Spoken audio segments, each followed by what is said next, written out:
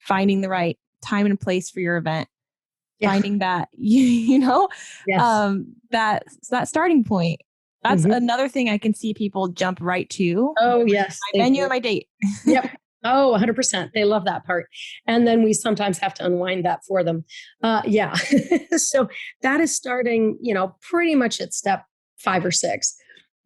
However, I do want to put a little asterisk on that, only because I do know there are moments where, for some sort of reasons, you do have to simultaneously track a location and your first 3 steps. Is that ideal? No. Does it happen? Yes. So if you're going in that direction, what I would do is I would kind of fast track the audience mix analysis portion, because you're going to want to make sure the right people are there. Yes, you have to serve your goals, but if you don't get the right people there and you pick a date or a location that none of the key participants that you need can be there, or it's right when there's a massive event in Europe and you need them to be in New York and it's the same group of people, well, then your whole event is dead before it starts. Yeah. So if you have to simultaneously book location and date before you finish the first 3 foundational essentials, that to me is you highlight audience mix. You look at where those people are going to be, where they're going, where they might be, and you make sure you don't set up a contradictory event with that. And you also look at, okay, what is their appetite for spend? Are you booking a Ritz-Carlton or are you booking a Marriott by the airport? And what is their interest level or their proximity to a location or a region? Are they all in Chicago?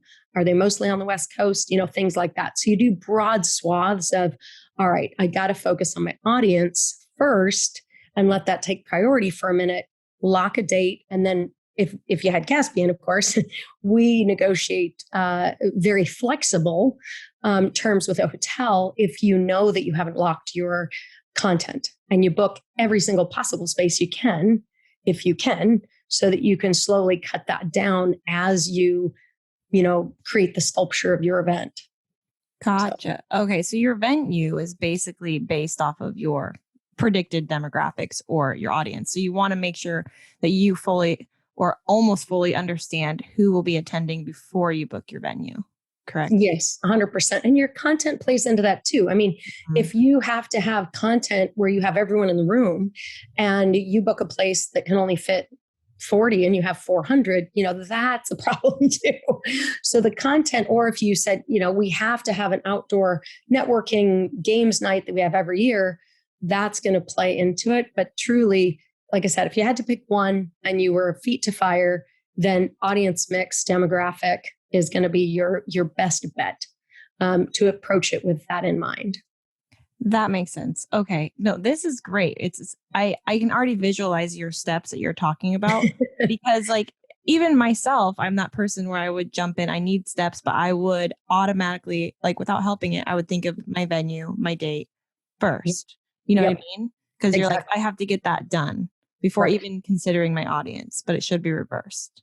Exactly. And most people do. I mean, that's a very natural instinct. And, the other thing we've done before is if we're able to hold off a client from feeling that outside pressure for the venue and the date, if the date has to be picked because they are under, again, there's lots of reasons why that might be a necessity, then what we do is we try to do a pretty vague save the date without a location. If you have to have a region, we'll do that. Join us. We're going to have West Coast, April, blah, blah, blah, blah.